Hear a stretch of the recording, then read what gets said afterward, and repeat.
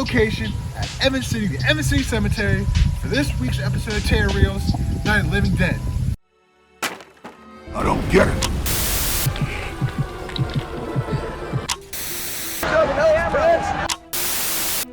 Hi, I'm Tom Savini, and you're about to watch Terror Reels. The best thing out of Pittsburgh since Clemente with the Pirates.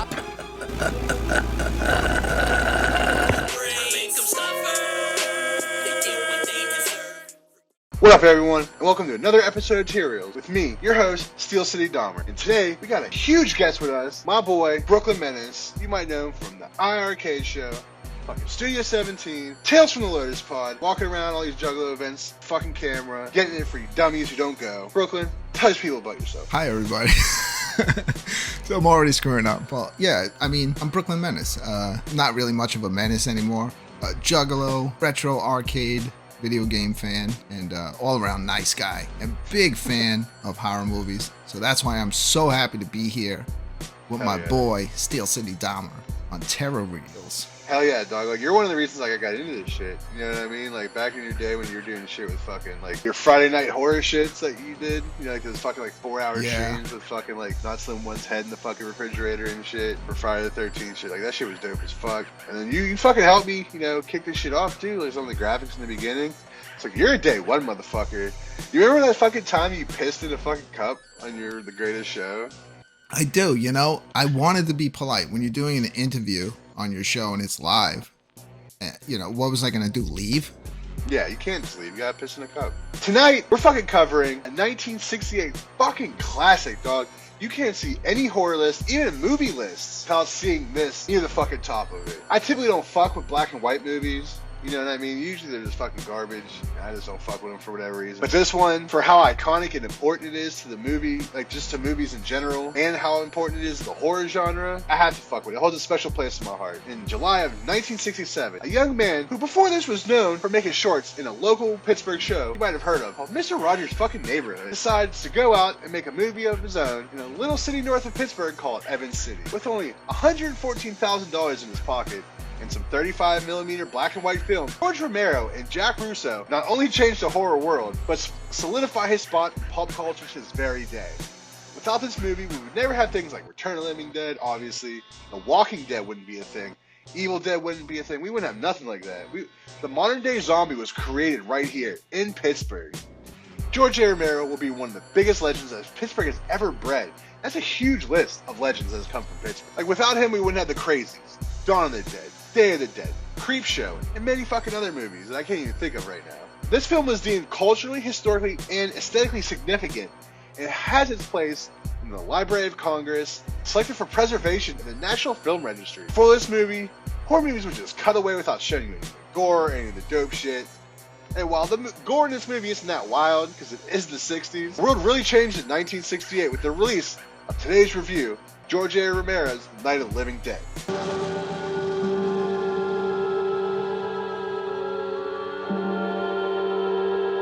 Alright, look, we open the movie with siblings, Barbara, played by Judith O'Dea, and Johnny, played by Russell Schreiner, bickering back and forth and having to make a 3-hour drive to replace a wreath on their father's grave. As they pull up, the radio kicks back on after experiencing technical difficulties, but Johnny doesn't really care. They finally find their dad's gravestone, the now infamous Blair tombstone, and place down the wreath. As Johnny tells Barb to hurry the fuck up, thunder crashes, and then the world is shown the very first zombie as we know it today. What an iconic sight. Barbara doesn't like cemeteries. When they were little, Johnny scared the shit out of Barbara, and she never really got over her fear of cemeteries. Thank God for that, because without it, we never would have gotten such an iconic line. They're coming to get you, Barbara. Still, she doesn't like the teasing, but soon she's gonna wish they were really just teasing her, because they really are coming to get her. She walks away from her jerk-off brother, only to get attacked by a zombie. Johnny comes over to save his sister, but struggles a bit. They both come crashing down, and Johnny hits his head on a tombstone. While knocked out, the zombie turns his attention to Barbara. In a hurry, she falls and loses her shoe, but makes it to her car. Johnny must have the keys, so she locks the door, and the zombie just bashes against the window while trying to open the door. He decides fuck this, grabs a rock and smashes the window. In a quick big brain moment, Barbara takes off the parking brake and coasts down the hill, but she eventually crashes into a fucking tree. She did have to turn the car into a tree. How else would we get her into the house where she'll spend the rest of her life in? With a zombie shuffling behind her, she sees the house on the other side of the field and busts in through the side door. Thinks he's just a crazy person. Shit, the whole world thought he was just a crazy person up until this point. Nobody knew what they were in for. She runs to the kitchen in the seamlessly empty house and grabs a knife. She's searching around the house trying to find its owner, but she hears a zombie shuffling against the house.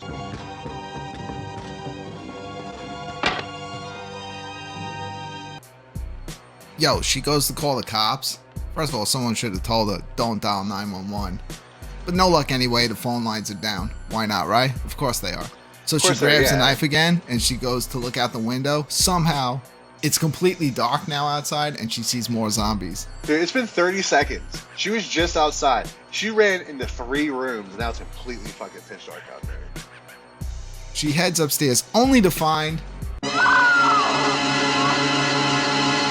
She can't handle a real dead body and goes to take her chances with the zombie. As she opens the door to make a break for it, she's blinded by a headlight. This is where we meet the hero of our movie. Ben, played by Dwayne Jones, gets out of the car and rushes Barbara back into the house with nothing more than a tire iron to fight the zombies with. He locks the door and tells her he needs to get the gas truck. He knows there's a pump out back, but he needs the key, so that shit's locked up. He won't get any information from Barbara because she's scared shitless and is in shock. She just goes around the house, holding a knife by the blade, rubbing her hands against the walls of this house.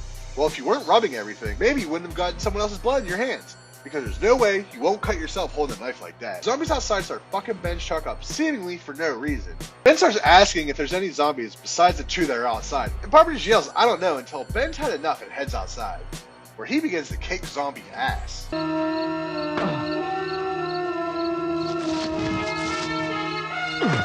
I'm surprised, due to this scene, that the tire iron isn't more of a classic weapon in zombie games. While Ben is outside kicking some zombie ass, the zombie inside the house starts moseying his way towards Barbara. That's moseying. Yeah, sorry. I don't know how to spell. No, I just don't know how to spell mosey. Yeah. I don't know how to speak, so. A zombie inside the house starts moseying his way towards Barbara. Fuck that word, Steele. I'm keeping that in there, too. Inside the house, a zombie starts moseying his way towards Barbara. Luckily, Ben sees this and gets her out of the chair and fucks the zombie up. Oh shit, there's another zombie. Go get him, Ben.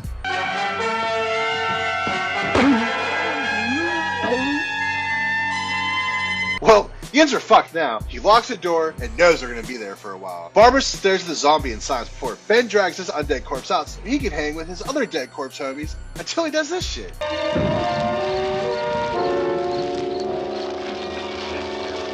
This is risky, since this could light the fucking house on fire. Yeah, fucking dummy, it's the only house you have. But here's where he learns that the zombies don't like fire, and that seems like a good bit of knowledge to have. This is like the first movie where we learn this, right? Yeah. So it probably helps out for everything since. This is where the modern day zombies start, with the eating people. Maybe not with the brains part so much.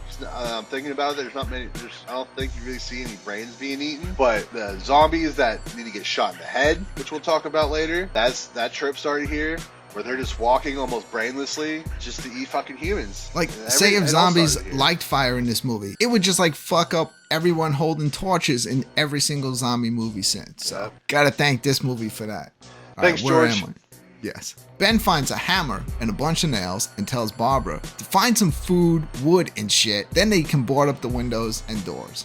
Barbara is scared shitless, but Ben gives her a good pep talk, and off she goes to find some wood. Instead of finding shit to board up the windows, in this literal life and death situation, she decides to play with this music box while Ben does all the work. Eventually, she does grab some wood though, and even helps Ben hold the door sideways so we can nail it in. The gravity of the situation sinks into Barbara's head with each strike of the hammer. One room down, the rest of the house to go. To help pass the time, they decide to tell each other stories of them first encountering these zombies. This is too much for Barbara, and she begins to bug the fuck out. She finally remembers that Johnny's out there, and then she begs to go out and get him. He tells her that he's probably dead, and she can't handle that information, so she hits Ben. Ben strikes her back, knocking her out as he lays her on the couch. See, That that was the straight thing fucking back in the knocks her day. out, You can yeah. hit a bitch on it, like in a movie and nobody gave a shit. That was like You could do normal that in back real then. life and no one would care. Back in the Yeah. 60s. So after he goes over to the radio, and this is where we find out that the small Butler County city isn't the only city having this issue. It's all down the East Coast, and it's spreading. It seems to be a sudden general explosion of mass homicide. This doesn't sound good. Ben sees more zombies near his truck. He finds a chair leg, wraps some cloth around it, lights it on fire. He goes outside, lights a chair on fire, and kicks at the zombie. Take that, zombies, and stay the fuck away. With that taken care of, he comes back inside, finishes boarding up the main floor, and begins looking in his closet, where he finds some women's clothes and gives it to Barb. But he also finds a gun. That'll come in handy for sure. Ben was so worried about the monsters outside, he didn't think of the monsters who could possibly be inside.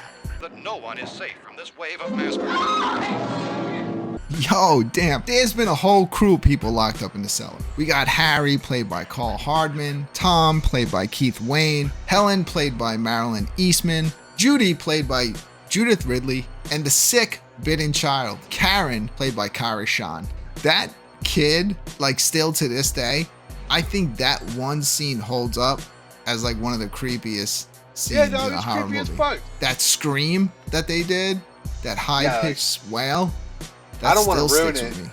I don't want to ruin it, but yeah, dog, like that, like just think about that, like that being real life. You know what I mean? You come down and you see that shit happening. That's fucking scary as fuck, my guy. Yeah.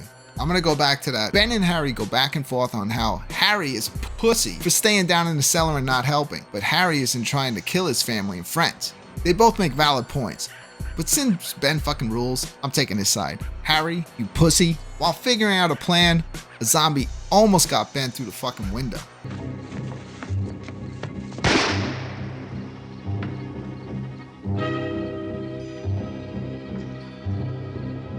And like we were talking about before, this is where you learn that you must destroy the head of a zombie to kill it. Nothing about this in any book, magazine, pamphlet you get from a stranger on the street, any other movie. It all started here. But that gunshot is going to bring a lot of undead attention. Harry decides to lock himself, his wife, and his daughter in the cellar. Tom calls for his girlfriend, Judy. They decide to stay in the main area of that. Barbara just hasn't said a fucking word this whole time. She's still in shock that the world's being overtaken by flesh-eating zombies. Who knew? Anyways, Harry's wife Helen learns they have a radio upstairs and uses her wifely powers to force Tom to open up the barrier between the cellar and the upstairs world. Ben and Tom get a TV in the living room, and we get another update on this zombie invasion. The wave of murder which is sweeping the eastern third of the nation is being committed by creatures who feast upon the flesh of their victims. Harry sucks the whole time they're upstairs. He just whines about the windows and barks out orders until Ben tells him to shut the fuck up. They do learn that there are rescue situations in the area. Hey, there's one near me in Brooklyn, one near Steele in Pittsburgh, and more important, one near Ben and Barbara. Ben tells them that if they get the gas pump out back unloaded, they can fill up the truck and get the fuck out of there. But there's about 1 billion zombies out there. Are they gonna risk it? Fuck yeah, they are. They make some Molotov cocktails, and even Harry helps telling them about the key to the gas pump. The girls lock themselves in the cellar, and Ben and Tom are ready to get this fucking gas, with Harry on the top floor chucking Molotov cocktails at these undead fucks.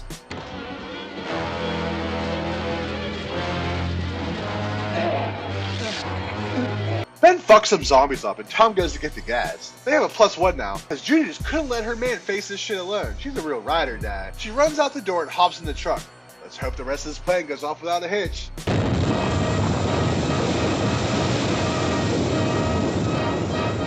Well, you're all fucked now. At least Ben is still alive though. Whew.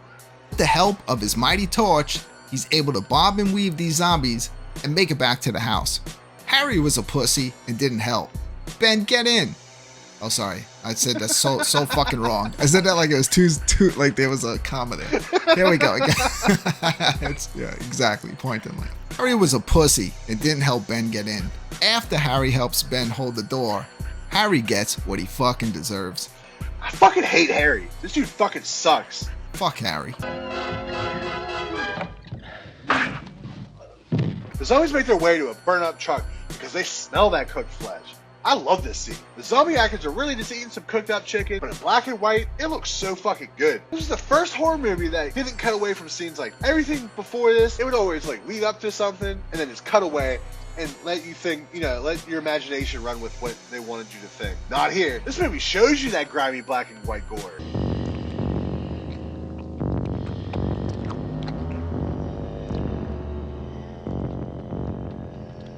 They kick on the TV and learn that this could be caused by the Venus space probe that was returning to Earth, and NASA discovered that it contained high levels of strange and unknown radiation. They decided to blow it up as it re-entered the Earth's atmosphere.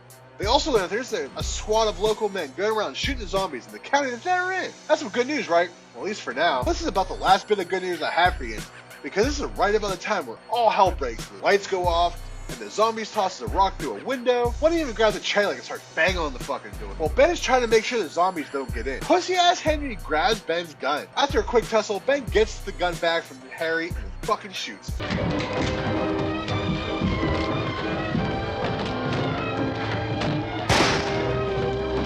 He stumbles down into the cellar, but that's not the worst problem going on right now.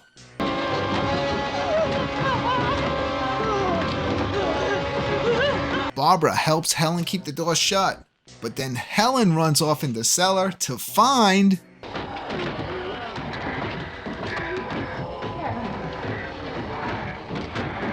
This is what we were talking about earlier. Imagine this. Wild motherfuckers out there trying to kill you. You see them eat fucking people. You come down to the house and you see your husband who just got fucking shot being eaten alive. Well, I guess he's not alive. His body's being eaten by your own fucking daughter, dog. Yeah, that was some next level shit for that time.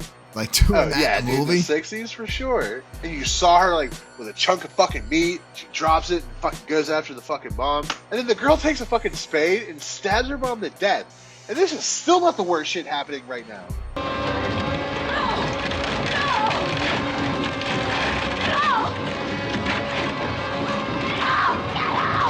Rest in peace, Barbara. Even though you did fuck all through this entire movie, Ben seems pretty fucked up now. But Ben, look behind you.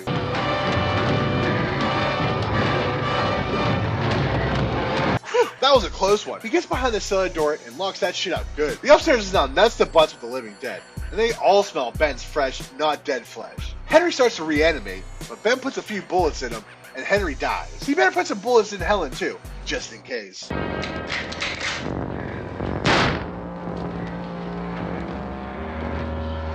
Good thinking. He begins to fuck the cellar up in anger and frustration. I guess the zombies have a short attention span because they give up trying to get in the cellar and just begin aimlessly shuffling around the house. Next thing we know, it's daytime and there's helicopters plucking off zombies from the sky. They even got a hit squad on the ground to take care of these zombies. The chief and a few men grab their guns and walk down to the house to see if there are any zombies. Ben hears gunshots going off in the distance and sirens and thinks, great! Help has arrived, but then... Alright, Vince, hit him in the head, right between the eyes.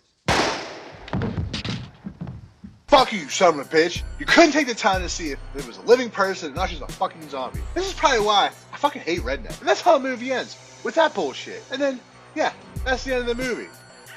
And like we said, like this movie's so fucking iconic. No episode anyone could do on this movie on YouTube will do it fucking justice. Phil, you gotta give it to George Romero for this movie, just on the fact of the whole being boarded up in the house surrounded by zombies. I mean, come on. How many times has that been used since? Like, this is the OG. Well, you know what's cool about Night of the Living Dead is I don't think it has any copyright, so you can pretty much play whatever the fuck you want. I think it just came around. I think like recently in the past couple of years. Yeah, but yeah, they didn't because they didn't have copyright on this movie because they had a different name for this movie. It was like the Night of the Living Freaks or some shit like that, or Night of the Freaks or some shit. I forget exactly what it was. But in the very beginning, so they were doing all the fucking like paperwork filed and shit for that. And then I guess they found out someone like else there was a movie by a similar title, so they changed it. And someone fucked up at the paperwork office, the clerk's office or whatever. And it just never properly got copyright. You know what I mean? Up until very recently. That's why you'll see this movie playing in the TV screens of a lot of fucking movies because and also their domain. And also back in the day, like companies were just like putting it out on DVD. Like there was no you could just put it out, no one can do anything about it. I sent it to my buddy the other day. It's like it's one of the top 10 most downloaded movies like to this day. So what did we learn in this movie? We learned that zombies don't like fire. Rednecks suck. You have to shoot a zombie in the head. They come back to life and eat people. Steele, I think George A. Romero was a juggalo. Yeah? Why do you think that? Because we all know rednecks suck. Wait, I just imagine fucking George A. Romero just whooping on fucking the set for this movie, throwing Fago at the zombies.